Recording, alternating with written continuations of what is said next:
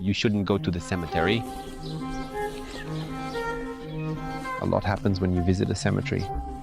If you are a person of light, it severely harms your energy and your health. A huge number of rituals are performed at the cemetery. They are specifically cast onto the dead. And when people eat at the cemetery, the worst part is that by eating there, they give away their energy. When people go to the cemetery, they take on the remnants of the dead.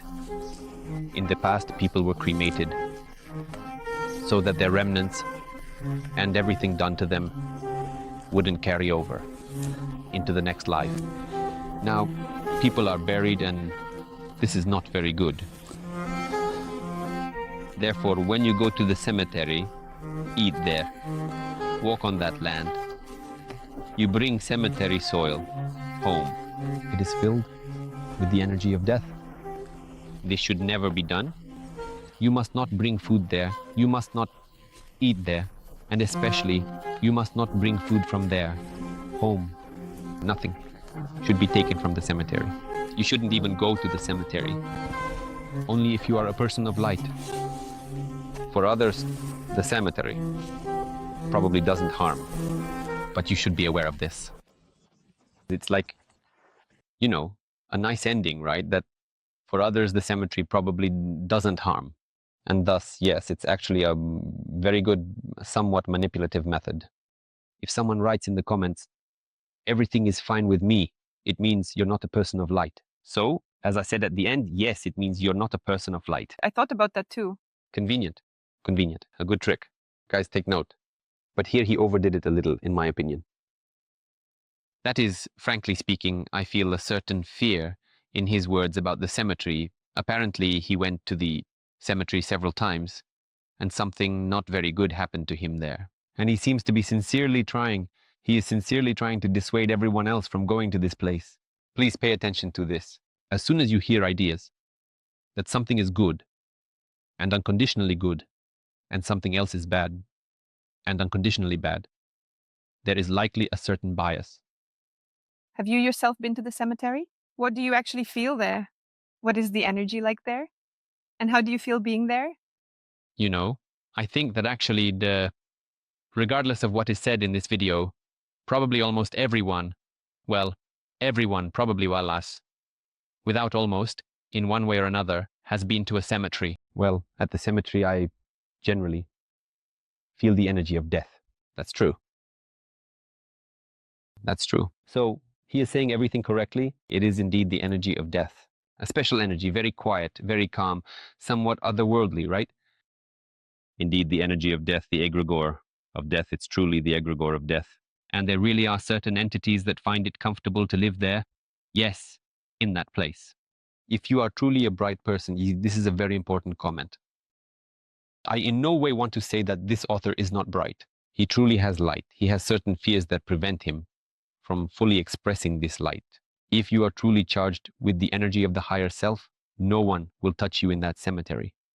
Or you are charged with the energy of love, for such sincere love. And what is sincere love? That is light. There are people who come to their deceased relative or friend or someone else, and they love them so much, they just sit and talk with them, with this person. And in this regard, no one will touch them there. No entities will touch them. They are simply charged with this love. In fact, the egregore of death is very multifaceted. On one hand, there is grief and suffering. Yes, but on the other hand, there is very strong love, depending on which part of this egregore you are more attuned to. If it's grief and suffering, then you will really feel bad there. But if you are attuned to love, it will just be quiet and peaceful for you there. I have visited the cemetery many times, actually, for various reasons. If you come with an understanding of where you are going, you feel good, calm, and I would even say more. I know people who feel God much more strongly in the cemetery than in everyday life, because with the right mindset, you can truly sense him there much faster than, say, in the city or anywhere else. Listen, I still want you, if you can, to talk about that part of your life when you went to the cemetery as if it were your home. You told me about it. And what happened then? In my youth, so to speak, I had a certain small setback in my connection with the higher self because certain problems began in the family, and in general, I fell into a slight depression. This was around the age of 14 to 17. So it was right in that purely teenage period. I got into the Gothic subculture. I wore black. I had these black pants, like leather ones, and black boots with chains. And when I walked down the corridor, everyone would say, "Oh, we know who's coming. If it clatters like a horse, it's Danila coming." Because of those chains on the boots. We might come to Belarus, and maybe I'll dig up those boots somewhere if I still have them, and I'll show them to you. I'll walk, and you'll hear it. As you walk, it goes like this, yes, like this, clop, clop, clop, clop. It was quite amusing, actually. At that time, as they say, yes, as a proper representative of the Gothic subculture, naturally, where should one go? To the cemetery, because all representatives of the Gothic subculture went to the cemetery. But I'll be honest, even though I dabbled a bit in this culture, I still had a certain connection with the spirit. During this period, it somewhat weakened due to these general depressive trends, but it was still there. So in reality, in the background, I still saw a certain game in it. And I loved it. I loved arranging dates at the cemetery. I thought it was very romantic. Cool. But since my social circle was quite close to me at that time, it wasn't perceived, as they say, as something out of the ordinary. Yes, in general, I didn't feel anything there. I mean, a quiet, ordinary energy. Well, dead, quiet energy. Yes, I mean, as someone who has visited the cemetery many times, I can be sure. Of course, maybe I wasn't bright enough according to, yes, this video, but yes, well, honestly, nothing happened after going to the cemetery.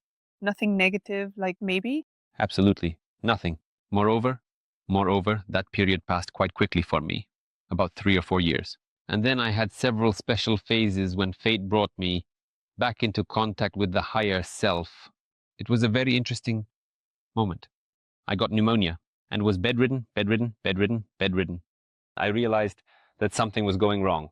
There are two types of people: those who came with a specific mission and those who came without a mission. I have a mission. That is, I am here on a clear mission, and for the last 2 or 3 years, I've constantly had the feeling that I'm somehow deviating from this mission. I remember having several such instances, but this is one of the most vivid ones. I'm lying there with a fever, realizing something is going wrong, and I internally understand that I'm ready. I'm really ready to go back, but I don't quite understand where to go back to. And then, like a pillar of light, a huge, bright pillar of light shines on me.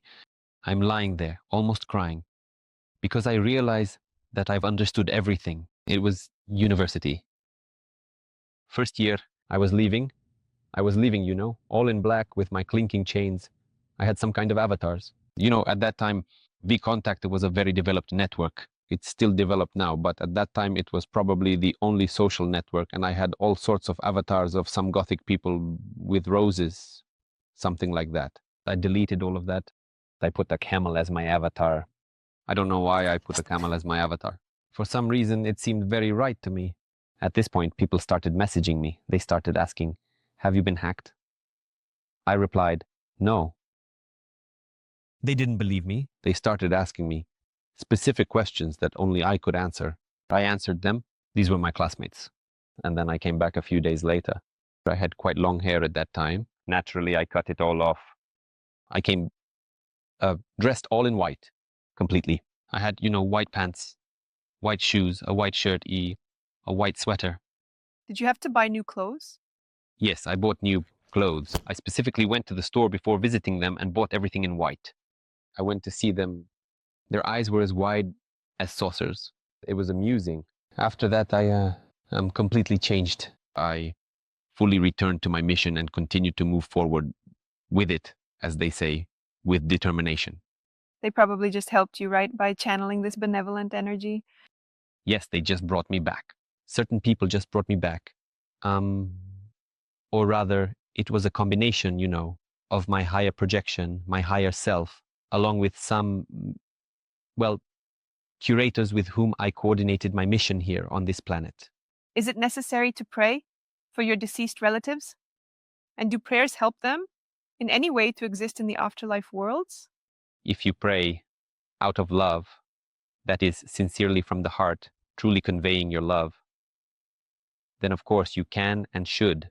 If you pray with grief, with this energy of suffering, then again, we talked about the egregor of death, which contains several layers. If you pray out of suffering, meaning you are begging for a person to return, you are crying, asking, I don't know, to send them back to this planet or something else, then you shouldn't, because, well, it's all the same.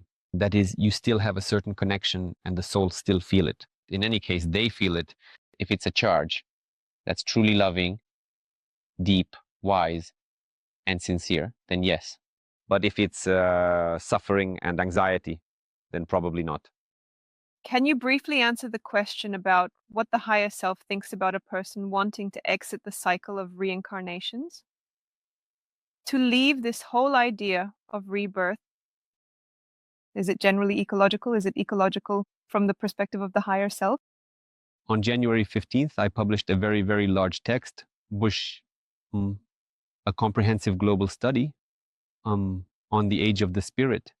It's a kind of a summary of a huge study that we conducted with my club over 4 months from September to December. I'll put it this way.